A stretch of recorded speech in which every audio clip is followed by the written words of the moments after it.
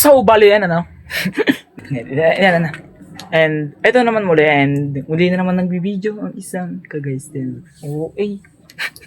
Di, ano na, at makipapansin nyo naman, kaliligo-ligo ko lang din, at di rin ako mapakalit. Gusto ko na rin mag-video. Siyempre, dapat naligo muna ako. Para pakita ko naman sa inyo, naliligo ko kahit minsan lang, gano'n. Hindi, joke lang.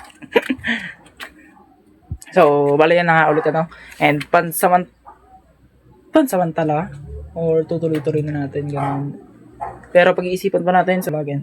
So, in-update ko lang muli kayo dahil nung mga nakaraan, nag-post tayo na kung nag-vlog na ba ulit tayo, and hopefully, buong puso na natin yun. Napag-desisyon na. Okay. Hopefully, buong puso natin yun napag-desisyon, and parang feel ko, this is the time na babalik na muli tayo.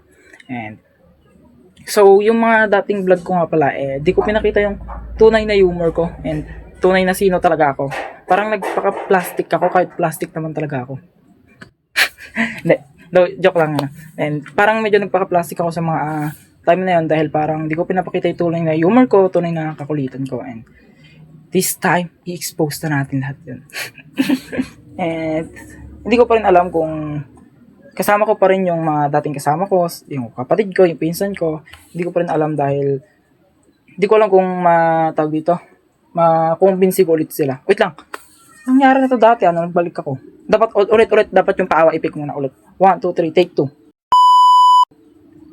So, ayan guys, mag-vlog na ako. And di ko alam kung masasama yung dati mga kasama tulad yung kapatid ko kasi, tas yung pinsan ko. Parang ayaw na nila. Okay. Di, ayan.